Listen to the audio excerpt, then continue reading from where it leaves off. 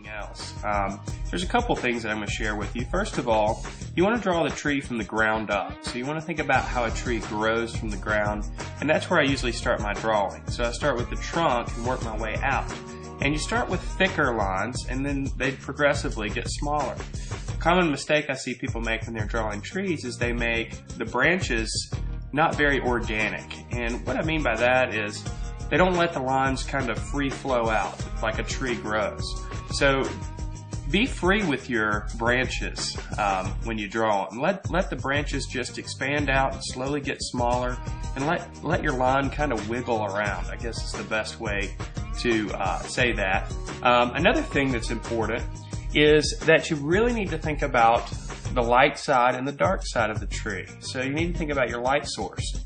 One side of the tree is going to need to clearly be highlighted, and the other side of the tree is going to be clearly shadowed. That'll help your tree look like it's three-dimensional. So basically, the way I like to draw trees is I'll draw the structure of the tree first. So I'll basically draw the tree the way it would look in the winter time, and then slowly add the leaves. Now, a lot of people also try to add each individual leaf and draw the shape, the outline for the leaf, and then maybe color it in. I'm a little bit looser than that. I just kind of draw a bunch of little texture-y lines, and they will translate as leaves, because leaves are really just texture on the tree. And the same thing's true with the leaves. You need to have a dark side and a light side. So as you can see, as this tree's starting to develop, I've defined a light side of the tree and a dark side of the tree.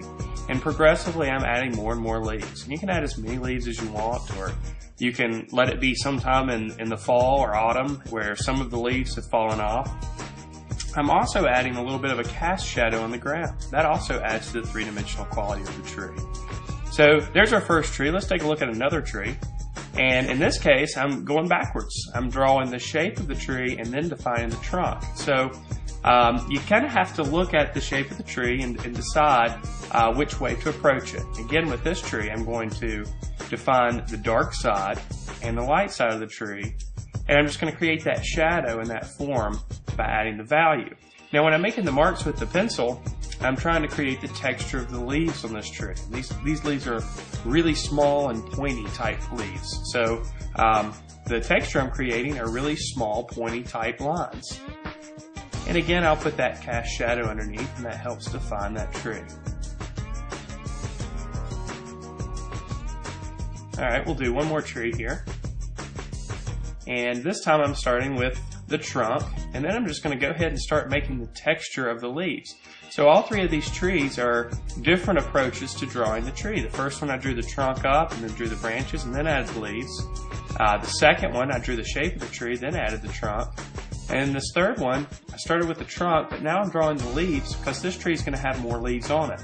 So you're going to be able to see less of the branches. And again, it's all about defining the light side and the dark side. And in this case, you can really see the difference between the light side and the dark side of the tree. It's all done with just texture, and it'll translate as leaves. You know, one thing that might help you with this is if you